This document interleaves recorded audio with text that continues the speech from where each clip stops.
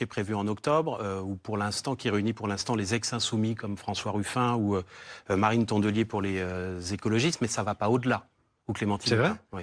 Pour l'instant, ça ne va pas au-delà. Donc, soit il y a des gens qui la rejoignent, parce que je vois des gens qui disent c'est une petite primaire. Mais ceux qui s'indignent que ce soit une petite primaire, qu'ils y viennent, ce sera une grande primaire. Ça, c'est pour Raphaël Glucksmann. Mais ça, c'est pour tout le monde. C'est y compris pour moi. Il faut que tout le monde se range à l'idée simple. Pardon, je vais reprononcer son nom, mais c'est pas pour Jean-Luc Mélenchon, cette primaire-là. Non. Je viens de vous dire, la gauche démocratique et écologiste. Jean-Luc Mélenchon a déjà dit ce qu'il en était pour lui. Il a dit, il y aura un candidat insoumis. Et d'ailleurs, il a dit, il y aura un pacte. Ce sera ceux qui me soutiennent à la présidentielle qui pourront être soutenus par les insoumis aux législatives. Donc cette affaire, elle est déjà réglée.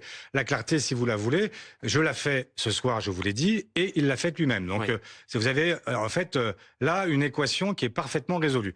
Donc maintenant, la question c'est, est-ce que tous les autres décident chacun, par esprit partisan, par volonté d'ego mal placé, par incapacité à s'entendre avec les autres, eh bien, dans ces cas-là, on aura la même chose que le 21 avril 2002.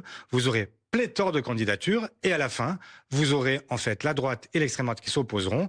Et donc, nous serons dans une situation que nous avons déjà connue, et qui sera une situation catastrophique si l'extrême droite, en plus, à l'issue, devait l'emporter. Vous connaissez la phrase de la grand-mère de Martine Aubry quand c'est flou, il y a un loup, qu'elle avait dit il y a très longtemps lors d'un débat télé.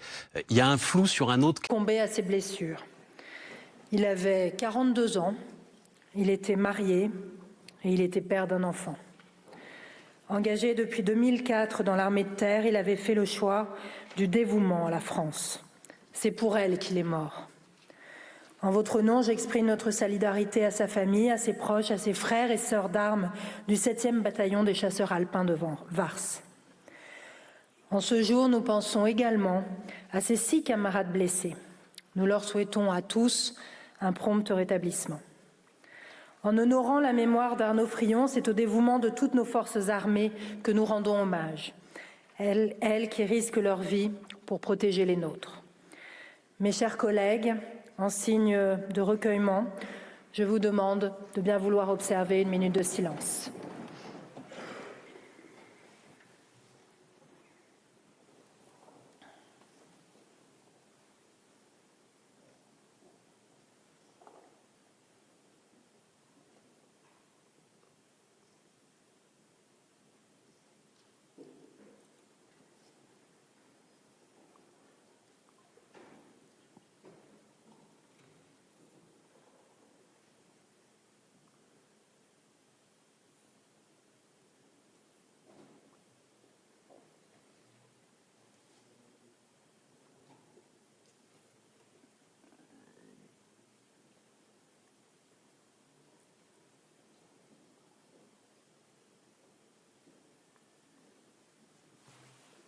Je vous remercie.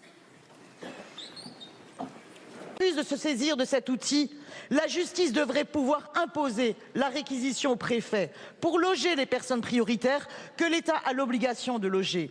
Monsieur le ministre, chaque expulsion a un coût financier et humain incalculable. Pour les enfants qui en sont traumatisés, avec un impact sur leur scolarité. Pour les familles dont la vie est brisée avec des répercussions sur l'emploi, la santé physique et mentale. L'État doit cesser d'être hors la loi. Monsieur le ministre, qu'allez-vous faire pour stopper cette explosion des expulsions locatives? Allez-vous respecter enfin le droit au logement opposable?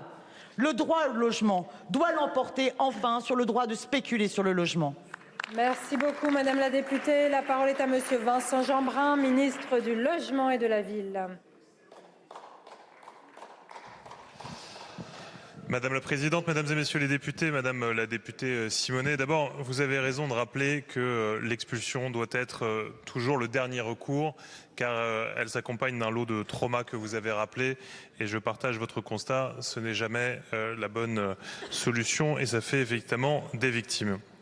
Et je voudrais juste, dans un premier temps, rappeler que nous sommes, en France et particulièrement ce gouvernement, attentifs aux plus fragiles et que nous avons toujours eu soin dans notre pays de les protéger. Je pense notamment à la trêve hivernale qui est très forte en France et qui met des délais incompressibles de 8 mois. Par ailleurs, nous avons fait évoluer la loi, et notamment à travers un décret du 12 février 2026 tout récemment, qui rappelle qu'au-delà de 450 € d'impayés, l'accompagnement social devient la règle et qu'une commission de coordination coordination des actions de prévention des expulsions se met en place pour accompagner les familles et éviter que les impayés s'accumulent jusqu'à des situations extrêmement graves.